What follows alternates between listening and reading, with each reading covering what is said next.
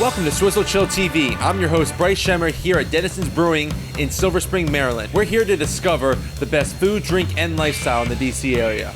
And I'm here with the general manager, Stephanie Nale, to talk about how the magic gets done.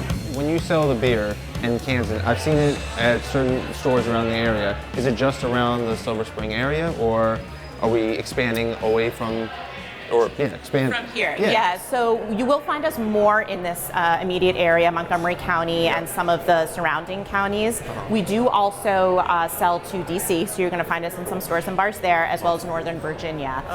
Kind of a fun fact is that Julie, again, she was one of the folks who was the champion behind a law that changed back in July of 2014 that allows us to self-distribute to these places. So before you had to go through a distributor, but since we make the product on site, we are now able to directly sell it to folks. And so that went into effect on July 1st of 2014. And that was the day we sold our first keg of beer, just to a restaurant down the street in Tacoma Park. And then we opened our doors on July 16th. So we weren't even open yet, but we were able to sell that keg of beer, which was a big thing, and it helped a lot of other places in the area be able to do the same thing, because not only are you making a good connection with who you're selling to, it also saves a little bit of money also, so you don't have to go through that third-party vendor. So we're really proud of that, that we were able to help that and help this community in that way.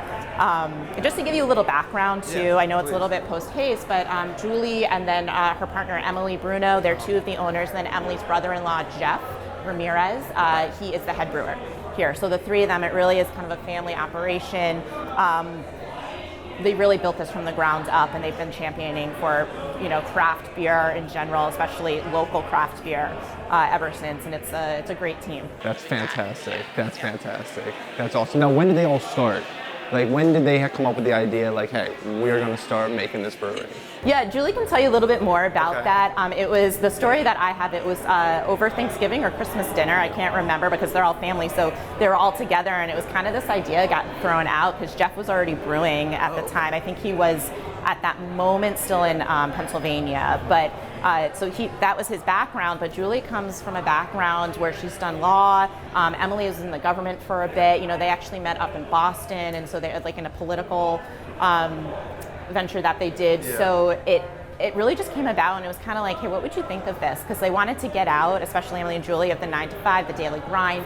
They wanted to do something else, which a lot of us in this industry do, and it just kind of went from there. And then when they realized that they were all serious, they made it happen. Yeah. And then this place works wonderfully. That's for fantastic. us. Yeah. That's awesome.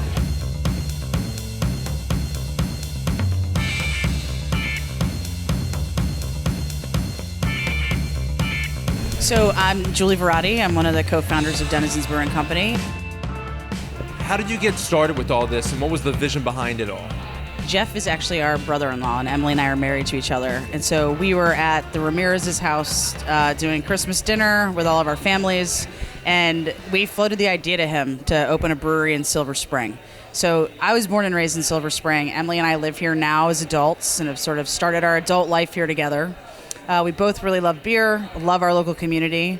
I homebrewed for a long time and have just always been into the science and the art behind it. I'm actually not very good at making beer, I found, although I love doing it, and it was a really fun hobby to have. But Jeff, the reason we asked him is he had actually been a professional brewer for a number of years, starting out at Iron Hill in the Philadelphia area, and then immediately after that, he was the head brewer at Mountain Sun in Boulder, Colorado. And then, so we kind of picked him and said, hey, man, why don't you come move back out to the East Coast and open this brewery with us? Fantastic. Yeah. Now, I actually went to school out in Colorado, so I'm familiar with it. How did you get Jeff to come back? Like, what was like the big thing that made him leave Colorado with all those breweries there, those microbreweries, to come back to the East Coast? I mean, I think for Jeff, he was born and raised in New Jersey, so he's an East Coast guy anyway. And he, I think, was ready for the next step in his career. So he'd been an apprentice, and then an assistant brewer, and then a head brewer. And I think the natural next step for him was to open his own brewery. And I think we just sort of caught him at a really good time in his life and his career. And he said yes. Now, with the product and ingredient, do you use it locally, get all the products locally around here, or do you have to go expand outside Montgomery County and Maryland? I mean, I wish I could say the answer to that is yes, but it's not.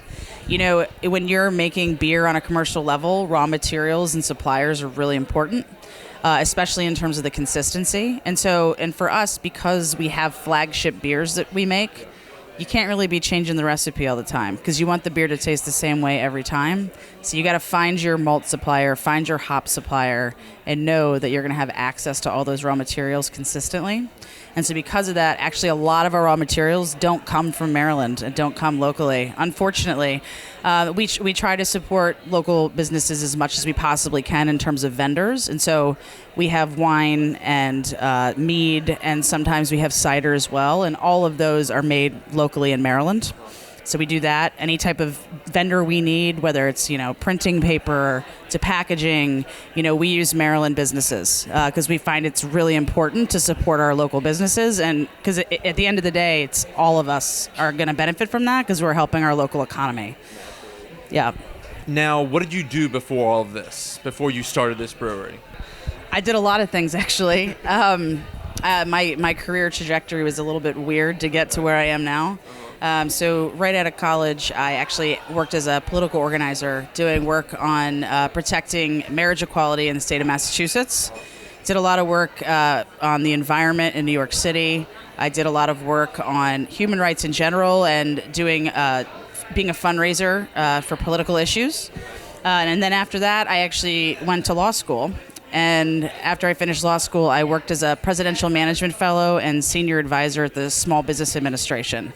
And so that was a really cool experience. I got to be around small business owners all the time and was just inspired by them and got to work on these really great policy issues that I knew everything I was doing was with the aim of trying to help the country and help people. And so the mission of the Small Business Administration is helping businesses start, grow, and succeed. And so I had this sign in my cubicle every day that I looked at that said, is what you're doing right now helping a small business start, grow, or succeed? And so it was a good reminder, because if I was just shuffling paperwork, it's like, okay, well, I need to shift my priorities right now. What are you doing?